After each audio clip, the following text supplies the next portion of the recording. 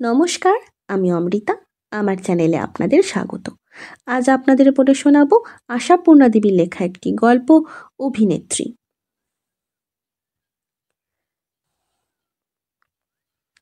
দালানের মাঝখানে গালচের আসন পেতে গোটা 8-10 বাটি আর অভব্য রকমের বড় একখানা থালা সাজিয়ে আহারের আয়োজন করা হয়েছে। জামাইয়ের নয়, বেহাইয়ের। নতুন বৌমার বাপ এসেছেন বিদেশ থেকে। বাড়ির গৃহিণী নাকি নিতান্তই লজ্জাশীলা, তাই অতিথির অভ্যর্থনার ভার স্বয়ং বধূমাতারই। তা অযোগ্য অধিকারীর হাতে ভার ন্যস্ত হয়নি। নতুন বউ ছেলে মানুষ হলে কি হয়, 3 জনের আহার্য বস্তু একজনের জঠরগুহায় চালান করিয়ে দেবার চেষ্টার জন্যে যে অধ্যাবসায়ের প্রয়োজন হয়, সেটা তার আছে। শ্বশুর বাড়িতে বাপ ভাই কুটুম, কাজেই বাপের অতিভোজনের জন্য পীড়াপিড়ি করবে না কেন অনুপমা? বাপ হেসে বলেন, খুব যে গিন্নি হয়ে উঠেছিস দেখছি, আমার সঙ্গেও কুটুম্বিতা? এত কখনো খাই আমি? খান না সে কি আর অনুপমাই জানে না? কিন্তু উপরোত্রাই রীতি যে। তাছাড়া শাশুড়ি সামনাসামনি না এলেও আনাচে কানাচে আছেন কোথাও, পরে বউয়ের ত্রুটি ধরবেন। তাই অনুপমা সোৎসাহে বলে, আচ্ছা মাছ টাছ না খেতে পারো থাক, পায়েস মিষ্টি এগুলো তো খাবে। এ সন্দেশ এদের দেশ থেকে আনানো, ফেললে চলবে না বাবা। না চলে তো তুই খা বসে বসে, বলে বাপ হেসে উঠে পড়েন। অপচয় সম্বন্ধে কোনো বক্তৃতা না দিয়েই ওঠেন। সাল তারিখের হিসেবে ঘটনাটা 2 যুগ আগের। অপচয়ের ভয়ে অপ্রচুর আয়োজন ছিল তখনকার দিনে বিশেষ নিন্দনীয়। একজনকে খেতে বসিয়ে কেবলমাত্র একজনের উপযুক্ত দেওয়া, সে কেমন? ফেলা ছড়া না হলে আবার আদর জানানো কি? আহার্য বস্তুর ওপর মমত্ব বোধটা তো মানসিক দৈন্য। অতি বড় কল্পনাবিলাসীও তখন রেশনের বাজারে দুঃস্বপ্ন দেখেনি। অতএব কাক না বেড়াল সম্বন্ধে কিছুমাত্র উদ্বিগ্ন না হই অনুপমাও বাবার সঙ্গে সঙ্গে উঠে যায় এবং পাশাপাশি চলতে চলতে প্রায় অস্ফুট স্বরে বলে, আমাকে নিয়ে যাবার কথা বলবে তো বাবা? এতক্ষণ বলতে পারেনি, জানতো খাবার সময়টা অনেকের দৃষ্টি নিবদ্ধ আছে এদিকে। বাপও মেয়ের সঙ্গে স্বরের মিল রেখে বলেন, বলবো বলেই তো এসেছি। এবারে একলা ফিরে গেলে তোমাদের মা ঠাকুরুনটি কি আর আস্ত রাখবেন আমাকে? ভাবছি কাল সকালের গাড়িতেই নিয়ে যাব। আশায় আশঙ্কায় উদ্বেগে উৎকণ্ঠায় কণ্টকিত কিশোরীর হৃদয় এক মুহূর্ত অপেক্ষা করতে রাজি হয় না। কাল সকাল, সে যেন সুদূর ভবিষ্যৎ। কিন্তু বউ বলে কথা, 2 যুগ আগের বউ। বাপের বাড়ি যাবার ইচ্ছা প্রকাশটাও অমার্জনীয় অপরাধ। তাই পাকা গিন্নির মতো ফিস ফিস করে বাপকে উপদেশ দেয় অনুপমা। বেশ গুছিয়ে গাছিয়ে বলো বাবা, জানোই তো আমার শ্বশুর একটু রাগী মানুষ। একটু? বাপ প্রায় স্পষ্ট হেসে ওঠেন। বল যে বিলক্ষণ, চ্যাটাং চ্যাটাং কথা শুনলে মেজাজ ঠিক রাখা যায় না। যাকে এবারে যেমন করে হোক বলে কয়ে। কিঞ্চিত আশ্বস্ত অনুপমা বাপকে চোখ টিপে ইশারা করে চুপ করতে। কোথায় যেন পায়ের শব্দ হলো। বাপের কাছে নিয়ে যাবার আবেদন করছে, এ অপরাধ ধরা পড়লে রক্ষে আছে? শাশুড়ি লজ্জাশীলা হতে পারেন, তা বলে এতদূর সহ্যশীলা তো হতে পারেন না।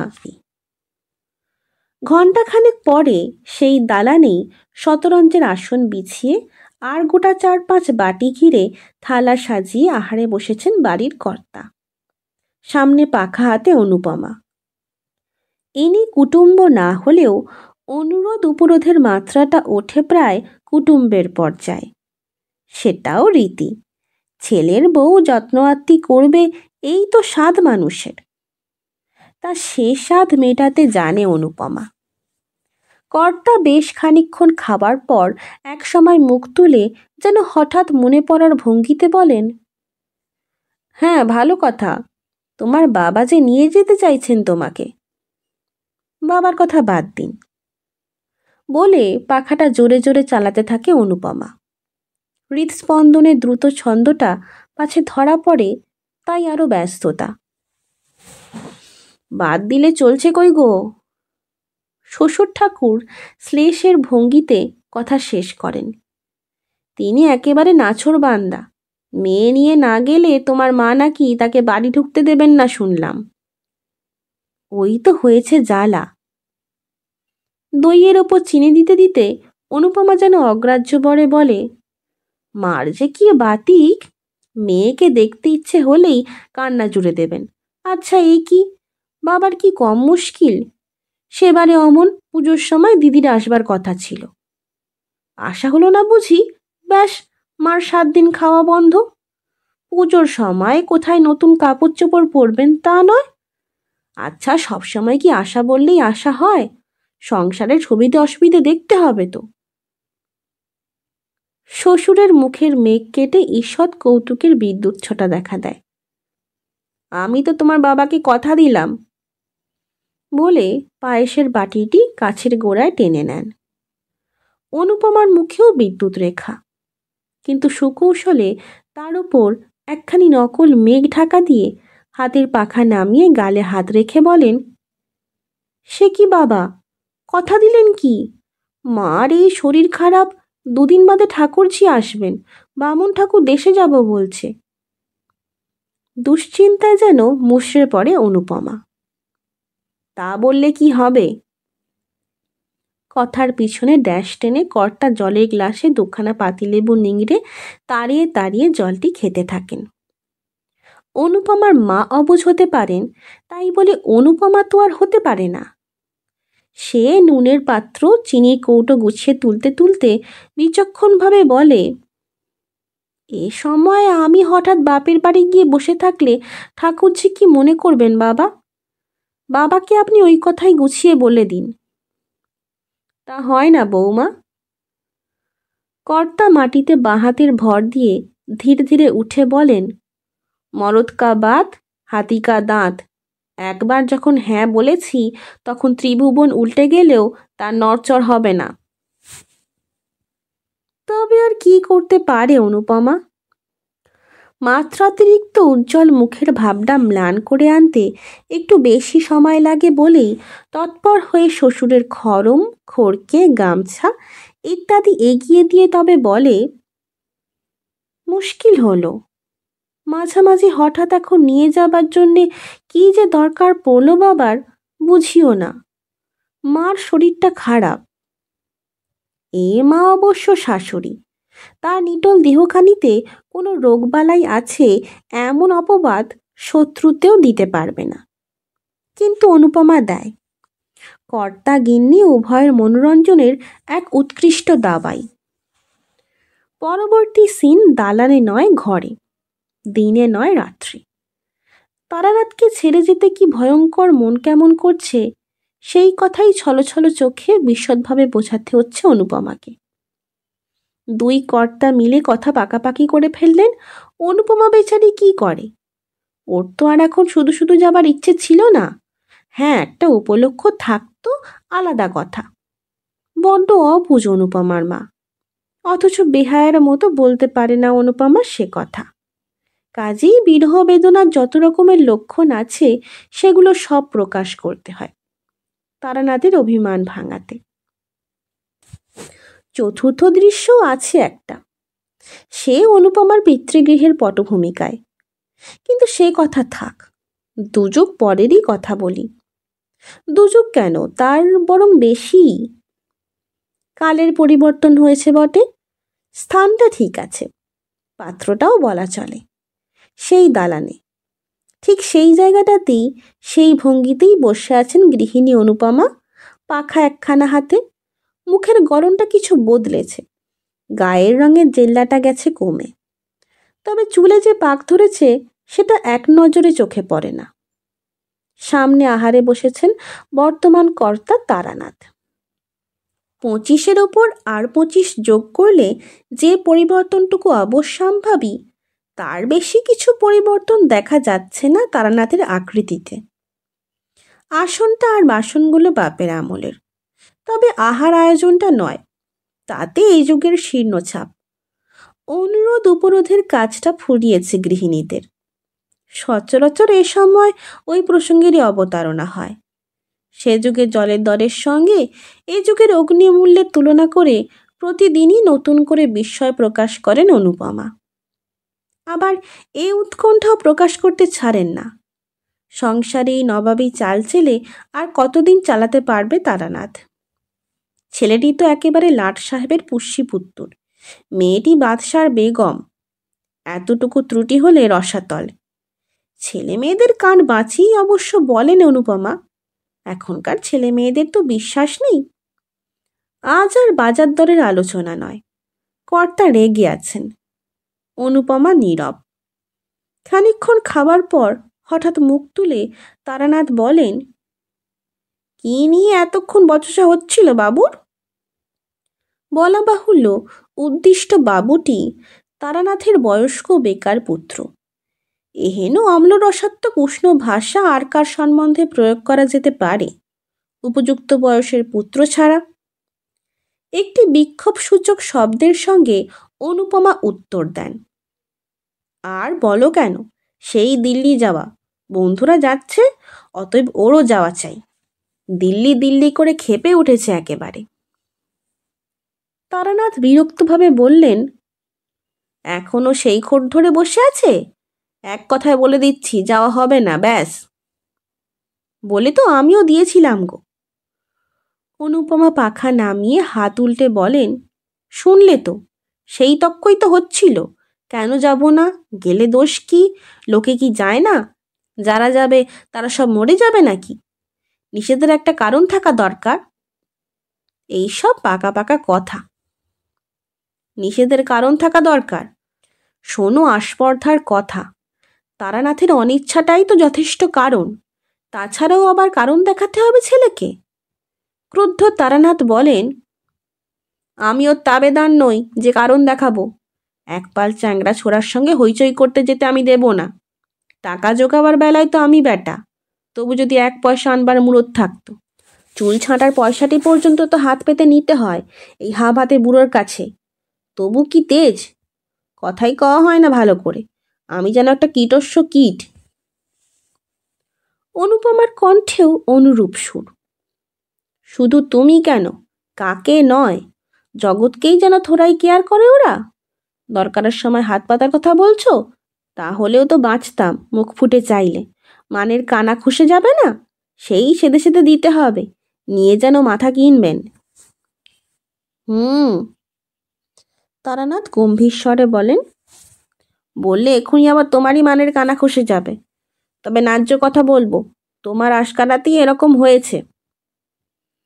আশকারা আবার কি? অনুপমা অসন্তোষ প্রকাশ করেন। মেজাজটি তো জানো না ছেলের, একটা ন্যায় অন্যায় কথা বলবার জো আছে? আছে কি না আমি দেখতাম। তারানাথ হুমকি দিয়ে ওঠেন, বলতে আমি খুবই পারতাম, শুধু পারি না তোমার ভয়ে। হঠাৎ 40 উত্তীর্ণ অনুপমার মুখে এমন একটা রহস্যময় হাসি ফুটে ওঠে যেটা 24 বছরে মানানসই। তবে উত্তরটা বয়সের অনুপাতেই দেন ভদ্রমহিলা। আহা, মরে যাই, আমার ভয়ে তো অজ্ঞান হয়ে যাচ্ছ তুমি। ভয় করতে হয় আজকালকার ছেলেদের। খোকাই তো সেদিন বলছিল, ওর কোন বন্ধুর ভাই নাকি বাপের কাছে বকুনি খেয়ে। কে কে ওখানে? তারানাথ অগ্রাহ্য ভরে বলেন, কে আবার? মেদো হয়তো। কি জানি বাবু। অনুপমা সন্দিগ্ধভাবে বলেন, মনে হলো যেন খোকা উঠে গেল সিঁড়ি দিয়ে। খোকা আবার কি? এই তো সাহেব সেজে বেরিয়ে যাওয়া হলো বাবুর। পোর্টফোলিও হাতে না ঝোলালে বেরোনো হয় না, যেন মস্ত এক অফিসার। হ্যাঁ, ওই এক ফ্যাশন ছেলের। কিন্তু ঘুরে আবার আসেনি তো? কেন ঘুরে আসবে কি জন্যে? কি জানি, কিছু ভুলে ফেলে গিয়েছে হয়তো। পরশু অমনি কত দূর গিয়ে ছুটতে ছুটতে এলো, ঘড়ি ভুলে গেছে বলে। তা আসবেন বই কি, কবজিতে ঘড়ি বেঁধে না বেরোলে যে মহাভারত অসহ্য হয়ে যাবে। কই বলো দেখি, ছুটে গিয়ে সংসারে একটা জিনিস কিনে আন, মাথায় আকাশ ভেঙে পড়বে লাট সাহেবের।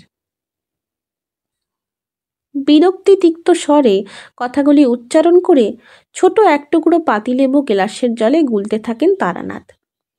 3 আনা জোড়া লেবু বড় বড় দুখানা পাওয়া যায় না। অনুগামিনী সতী অনুপমা পতিদেবতার এই ধারালো মন্তব্যটির পিঠোপিঠি বেশ ঘোরালো কিছু বলবার আগে একবার উঠে গিয়ে এদিক ওদিক ঘুরে নিঃসন্দেহ হয়ে এসে বসেন এবং এখনকার ছেলেরা লেখাপড়া শিখেও যে কত মুখ্য আর বাঁদর হয় তারই উদাহরণ দিতে তৎপর হয়ে ওঠেন। ভাগ্নে, ভাইপো, ভাসুরপো, বোনপো দেখছেন তো সবাইকে। অন্ধ স্নেহের বশে নিজের ছেলের বিষয়ে ছেড়ে কথা কইবেন এমন মুখ্য মা অনুপমা নন। 3 পাশ করে যে ছেলে নির্বিকার চিত্তে 2 বছর ধরে শুধু আড্ডা দিয়ে আর সিনেমা দেখে বেড়ায়, তার আবার পদার্থ কিছু আছে? কেন, উঠে পড়ে লেগে চেষ্টা করলে কিছু একটা জুটতো না এতদিনে? তবু তো বাপের একটু আসান হতো। দামি দামি আর ভালো ভালো আরও অনেক কথাই বলেন অনুপমা। ছুটির দিন খেয়ে তাড়াতাড়ি ওঠবার তাড়া নেই তারানাথের। ধীরে সুস্থে খেয়ে উঠে পানের ডিবে হাতে বাইরের ঘরে চলে যান। ছুটির দুপুরে দাবার আড্ডা বসে পাড়ার হিমাংশু বাবুর সঙ্গে। আসার সময় হয়ে এলো তার। অনুপমা ঠাকুর চাকর সকলের খাওয়া দাওয়ার দেখাশোনা করে সবে খেতে বসেছেন, মেয়ে শিলা নেমে এসে ব্যস্তভাবে বলে, ঠাকুর, উনুনে আগুন আছে তো? থাকে তো একটু চায়ের জল চড়িয়ে দাও চট করে। চায়ের জল? বেলা 1:30টার সময়? অনুপমা অবাক হয়ে বলেন, এখন চা খাবি? শিলা বিরক্তি স্বরে বলে, আমি কেন, দাদার ভীষণ মাথা ধরেছে তাই। দাদা? খোকা বাড়ি আছে নাকি?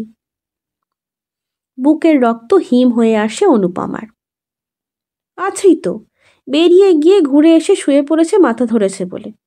কই ঠাকুর, দিয়েছ? শিলার চিত্তজগতে একমাত্র সম্মানিত ব্যক্তি দাদা। গোগ্রাসে ভাত কটা গিলে নিয়ে ছুটে ওপরে গিয়ে ছেলের ঘরে ঢুকে একেবারে বিছানায় বসে পড়েন অনুপমা। শঙ্কিত স্বরে বলেন, কি হয়েছে রে খোকা? বেরিয়ে আবার ফিরে এসে শুয়েছিস? শরীর খারাপ হয়েছে? বলা বাহুল্য, স্নেহাতুর মাতৃকণ্ঠের এই শঙ্কিত প্রশ্নের উত্তর তিনি পান না। অবস্থা নির্ণয়ের প্রথম পর্যায় হিসাবে গায়ের উত্তাপ পরীক্ষা করতে যেতেই তৎক্ষণাৎ হাতখানা সরিয়ে দিয়ে পাশ ফিরে শোয় খোকা। অনুপমা এ অপমান গায়ে না মেখে পুনঃ প্রশ্ন করেন, কখন এলি তুই? খোকা নিরুত্তর।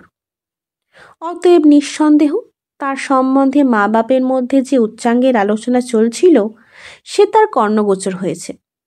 তা হোক, অনুপমা তো হেরে ফিরে যাবেন না।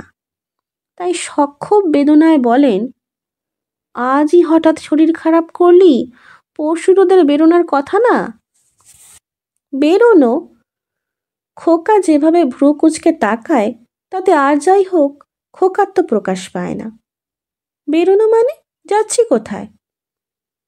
অনুপমা যেন অবোধ, অনুপমা যেন আত্মবিস্মৃত, অনুপমার যেন এখনো শৈশবকাল কাটেনি। তাই প্রায় শিশুসুলভ সরলতাতেই বলে, কেন, তুই যে বলেছিলি মঙ্গলবারই স্টার্ট করবে ওরা? ওরা করবে তার আমার কি, ওদের নিজের পয়সা আছে, ওরা যা খুশি করতে পারে। হঠাৎ আচমকা প্রায় শিলার মতো ভঙ্গিতেই খিলখিল করে হেসে ওঠেন অনুপমা। 20 বছর আগে দুধ খেতে নাড়ার ছেলেকে যে সুরে কথা বলে কায়দায় আনতেন, প্রায় তেমনই ছেলে ভোলানো সুরে বলেন, ওহ তাই বলো, বাবুর রাগ হয়েছে? কে বকেছে, কে মেরেছে, কে দিয়েছে গাল? তখন বুঝি ওর বাক্যবাণগুলি কানে গেছে। ওর কথাই শুধু উল্লেখ করেন অনুপমা, স্বচ্ছন্দেই করেন। নিজের অপরাধ বোধের লেশমাত্র ধরা পড়ে না মুখের চেহারায়। তাই ভাবছি কি হলো খোকার? নে নে, মন খারাপ করিসনি, টাকা তো আমি দেব বলেছি। তুমি আর কোন আকাশ থেকে টাকা পেরে আনবে শুনি? তারানাথ রায়ের টাকাই তো। শখ করে বেড়াতে যাবার রুচি আমার আর নেই মা, একটু ঘুমোতে দাও, বেকারের আবার শখ সাধ। অনুপমা যেন তড়ি দিয়ে ওড়ান ছেলের কথা। হ্যাঁ, বড্ড তুই বুড়ো হয়েছিস, রোজগারের বয়স পার হয়ে গেছে একেবারে, তাই বেকার বলে একেবারে দেগে দে নিজেকে। ওর কথায় আবার মানুষ রাগ করে? কথার কোনো মাথা আছে? ওর কথা ধর্তব্য করতে হলে তো ভালো খেতে নেই, ভালো পড়তে নেই, আত্মীয় বন্ধুর বাড়ি যেতে নেই, স্বাদ আহ্লাদ সব শিখিয়ে তুলে রেখে খালি টাকা আনা পাইয়ের হিসাব কষতে হয়। উচিত তাই, খোকা শ্লেষের সুরে বলে। অন্তত যতদিন ওর অন্ন ধ্বংসাচ্ছি। তাই বই কি, আমি তো আজীবন ওর অন্ন ধ্বংসাচ্ছি, করছি যে তাই। ওই সামনাসামনি দুটো মন রাখা কথা কয়ে যা তা বুঝিয়ে একটু ঠান্ডা রাখা, বুঝলি? গোয়ার তুমি করে কাজপণ্ড করে লাভ? তোর ঠাকুরদা ছিলেন কি দুর্দান্ত রাগী, কিছুতে যদি একবার না বলেছেন তো হ্যাঁ করায় কার সাধ্যি? আমি শুধু ভুলিয়ে ভালিয়ে খোসামত করে। খোকা এইবার উঠে বসে, উদ্ধতভাবে বলে, কেন করেছ? অন্যায় করেছ। খোসামত করবে কিসের জন্যে? বাবাকেও চিরকাল ভয় করে করে আর খোসামত করে করে এই অবস্থা। কিন্তু কেন? তোমার নিজের একটা সত্তা নেই, ভালো মন্দ বিচার বিবেচনা নেই, যুক্তিতর্ক নেই? সূক্ষ্ম একটা হাস্যরেখা ফুটে ওঠে অনুপমার বাঁকা ঠোঁটের কোণে। যুক্তিতর্ক? অনুপমার ভিতরে যুক্তিতর্ক নেই? এত অজস্র আছে যে তার প্রবল স্রোত সমুদ্র স্রোতের মতো ভাসিয়ে দিতে পারে বাপ ছেলে দুজনকেই। কিন্তু ভাসিয়ে দিলে চলে কই অনুপমার? বিচার বিবেচনা সেটা যে আছে তার প্রমাণ দিতে গেলেই তো সংসার করা কবে ঘুচে যেত অনুপমার। আর সত্তা, সে বস্তুটাও তো আমসত্ত্বের মতো জলে গুলে রোদে শুকিয়ে ভাঁড়ারজাত করা হয়েছে। খোসামদের বিরুদ্ধে তো এত তরপানি ছেলে, তাকেই বা এতক্ষণ কি করলেন তিনি মা হয়ে? কিন্তু এসবের কিচ্ছুটি উচ্চারণ করেন না অনুপমা। সূক্ষ্ম হাসির রেখাটা সূক্ষ্মতর হয়ে মিলিয়ে যায়। শুধু ম্লান কণ্ঠে বলেন, কেন নেই? সে আর তুই কি বুঝবি খোকা? লেখাপড়া শিখে পণ্ডিত হলেই কি সব বোঝা যায়? আমার মনে আর দুঃখ দিস নে বাবা। তোর সব বন্ধুরা দিব্যি বেড়াতে যাবে আর তুই পড়ে থাকবি, এ আমি সইতে পারবো না। উনি না হয় একটু রাগই করবেন, নিজে কখনো কোথাও যেতে পাইনি, জগতের কিচ্ছু কখনো দেখিনি, চিরদিন বন্দি হয়ে থেকেছি। তোরা মন খুলে সব করলেও শান্তি আমার। খোকা অপ্রতিভ দৃষ্টিতে তাকিয়ে দেখে। মনে হয় যেন মায়ের দুই চোখের তারায় পুঞ্জীভূত হয়ে আছে সেই চিরদিনের ক্ষোভ, বঞ্চিত জীবনের, বন্দি জীবনের, নিরুপায় জীবনের। অতঃপর কথার মোড় ঘোরে। চা হাতে করে এসে শিলাও যোগ দেয়। খোকার টাকা হলে মাকে কোন কোন দেশে বেড়াতে নিয়ে যাবে তারই আলোচনা চলে। খোকার যেটা পছন্দ অনুপমার হয়তো নয়। তার মতে কত দুঃখে বেরোনো, তা মসৌরি কেন, বরং পুরী ভুবনেশ্বর। শিলার আদর্শ দাদা, অতএব সে মার পছন্দকে উপহাস করে। খোকা আবার তখনই মত পাল্টায়, কেন, পুরী ভুবনেশ্বরী কি যাতা জায়গা? তাছাড়া ভারতের স্থাপত্য শিল্পের পৌরাণিক নমুনা, মার পছন্দকে বরং তারিফই করতে হয়। অতএব তাই তৎক্ষণাৎ শিলার কটকি শাড়ি কেনা হয়, ক্ষেত্তরের কাঁসার বাসন, আবার পরবর্তী ট্রিপটা সম্বন্ধে গবেষণা চলে। 1:30 বেলা গড়িয়ে 4:30 ঠেকে। হঠাৎ যেন দরজার কাছে বোমা ফাটে। বলি, আজ কি আর চাটা হবে না? শিহরিত অনুপমা ঘড়ির দিকে তাকিয়ে দেখেন 4:40। সর্বনাশ, ঠিক 4টে বেলা হচ্ছে তারানাথের টি টাইম। সময় উত্তীর্ণ হয়ে গেলেই যে তারানাথের হার্টের ট্রাবল বাড়ে। আচমকা এই প্রশ্ন বোমাঘাতে নিজের হার্টের অবস্থা যাই হোক, মুখের চেহারাটা ঠিকই রাখেন অনুপমা। সহজ আফসোসের সুরে বলেন, ও মা, এত বেলা হয়ে গেছে, দেখো কাণ্ড। শিলা, তুইও তো আচ্ছা মেয়ে, মেধুরী বা কি আক্কেল, বেহুশ হয়ে ঘুমোচ্ছে হয়তো। সত্যি? স্বরমাধুর্যে যতটা তিক্ততা ঢালা সম্ভব তা ঢেলে তারানাথ মন্তব্য করেন, মাইনে করা চাকর বাকরেরই আক্কেলটা বেশি হওয়া উচিত বটে। স্বামীর কথার উত্তরে জিভের আগায় কোনো কথা আসছিল না অনুপমার। বিনি মাইনের চাকরানিরই উচিত বোধের প্রশ্ন। কি জানি, আসে না তো, কাজেই বোঝা যায় না। শুধু স্বাভাবিক খেদের সুরই ধ্বনিত হয় তার কণ্ঠে। এই দেখো না, ছেলেটা আবার শরীর খারাপ বলে এসে শুয়েছে, কে জানে জর্জারি হবে কি না। যে দিনকাল। পরবর্তী সিন দিনে নয়, রাত্রে। এ ঘরে নয়, ও ঘরে। ঘরের দরজায় খিল লাগানোর পর টাইকো সোডা ট্যাবলেট দুটো আর জলের গ্লাসটা কর্তার হাতে তুলে দিয়ে পানের ডিবেটা নিয়ে বিছানার ওপর গুছিয়ে বসেন অনুপমা। পান মজাবার বহুবিধ উপকরণপূর্ণ কৌটোটি খুলে এক টিপ মুখে ফেলে বলেন, বুকের কষ্টটা বেশি হচ্ছে না তো? তোমার তো আবার সময়ের একটু এদিক ওদিক হলেই। কি, তাকানো নেই কেন? রাগ হয়েছে বুঝি? না, তোমাকে নিয়ে আর পারা গেল না। ছেলে মানুষের মতো রাগ অভিমানটা ঠিক আছে এখনো, ছেলেটাও হয়েছেন তেমনি। বাপের আর কোনো গুণ না পান, রাগ গুণটা পেয়েছেন 16 আনা। তখন তোমায় বললাম খোকার শরীর খারাপ হয়েছে। শরীর নয় মোটেই, মেজাজ। ওই যে বন্ধুদের সব গোছগাছ হয়ে যাচ্ছে, তাই মেজাজ খাপ্পা। রেগে টেগে হুকুম দিয়ে দিয়েছি আমি যেতে। শেষটায় মন গুজরে থেকে সত্যি রোগ করবে। সুধীর, শ্যামল সবাই যাচ্ছে যখন যাগ্গে একবার। দিল্লি গিয়ে কি চারখানা হাত বেরোয় দেখি। হ্যাঁ, একটা চাকরি জোগাড় করে আসতে পারে তবে বলি বুদ্ধি। শ্যামলের মামা না যেন খুব বড় চাকরি ওখানকার। আচ্ছা হ্যাঁ গো, তোমাদের সুবোধবাবুও না দিল্লিতে বদলি হয়েছেন আজকাল? হয়েছে, তার কি? তারানাথ বিদ্রূপ হাস্যে বলেন, তোমার ছেলে গিয়ে দাঁড়ালেই একটা চেয়ার এগিয়ে দেবে। যাও। হেসে ফেলেন অনুপমা। হাসিটা 10-20 বছরের আগেকার টাইপের। হেসে বালিশের উপর এলিয়ে পড়ে বলেন, তোমার সবটাতেই ঠাট্টা। সরো দেখিন, একটু ভালো করে শুই। ওই যা, মশাইটা টাঙাবো ভাবলাম, রোসো টাঙিয়ে দিই। আর থাক। অনুপমার সদ্য বালিশে ফেলা মাথাটার ওপর হাতের একটু চাপ দিয়ে তারানাথ বলে ওঠেন, হয়েছে, খুব হয়েছে, উঠতে হবে না। আজ হঠাৎ এত কর্তব্যজ্ঞানের উদয় কেন? না না, তোমার শরীরটা আজ ভালো নেই বলে ব্যস্তভাবে উঠে বসেন অনুপমা। ততক্ষণে অবশ্য তারানাথ উঠে দাঁড়িয়েছেন। গোঁফের ফাঁকে মুচকে একটু হেসে বলেন, আচ্ছা, খুব প্রতিভক্তি হয়েছে। এই 27 বছরের মধ্যে কদিন মশাটি টাঙিয়েছ? অম্বলের রোগী তারানাথের সহজে ঘুম আসে না। সুদীর্ঘ দিনের কর্মক্লান্ত আর অভিনয়শ্রান্ত অনুপমা ঘুমিয়ে পড়েন মুহূর্তেই। হয়তো অভিনয়টা নিখুঁত উতরেছে বলেই এত স্বস্তি। অভিনয়, তাছাড়া আর কি?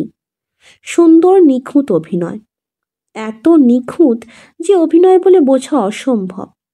বোঝা অসম্ভব কোনটা সত্য আর কোনটা কৃত্রিম। কিন্তু একা অনুপমাই বা কেন? নারী মাত্রেই কি অভিনেত্রী নয়? অভিনয় ক্ষমতাই তো তার জীবনের মূলধন। জন্মগত সেই মূলধনটুকু সম্বল করেই তো তার যত কিছু কাজ কারবার। সে মূলধন যার যত বেশি, তারই তো সংসারে তত বেশি প্রতিষ্ঠা, প্রতিপত্তি, সুনাম, সুখ্যাতি। নদীর মতো আপন বেগে প্রবাহিত হতে চাইলে চলবে কেন তার? একদিক ভরাট করে তুলতে অপর দিকে ভাঙন ধরাবার মতো বোকামি তার নেই। দুই কুল সযত্নে রক্ষা করে চলতে হয় তাকে। রক্ষা করতে হয় সংসার, রক্ষা করতে হয় দাঁড়াবার ঠাঁই। অনাদরকে তার বড় ভয়, বড় ভয় অবহেলাকে। নাকি এ তথ্যের সবটাই ভুল? কোনোটাই তার অভিনয় নয়। চিরন্তনী নারী প্রকৃতির মধ্যে পাশাপাশি বাস করছে সম্পূর্ণ আলাদা দুটি সত্তা, জননী আর প্রিয়া। নিজের ক্ষেত্রে সে স্বয়ং সম্পূর্ণ। মমতাময়ী নারী তারই বিভিন্ন দুটি সত্তা বিশাল পক্ষপুটের আড়ালে সযত্নে আশ্রয় দিয়ে রেখেছে চিরশিশু অবোধ পুরুষ জাতিকে। ছলনাটা তার ছলনা নয়, করুণা। এই করুণার আওতা ছাড়িয়ে ছলনা লেশহীন উন্মুক্ত পৃথিবীতে বেপরোয়া শিশু ভোলানাথের দলকে যদি মুখোমুখি দাঁড়াতে হতো, কদিন লাগতো পৃথিবীটা ধ্বংস হতে? শুনছিলেন আশাপূর্ণা দেবী লেখা একটি গল্প, অভিনেত্রী। গল্প পাঠ কেমন লাগছে তা আমাকে কমেন্টের মাধ্যমে জানান। যদি ভালো লাগে তবে লাইক, শেয়ার এবং সাবস্ক্রাইব করে পাশে থাকবেন। ধন্যবাদ। নমস্কার।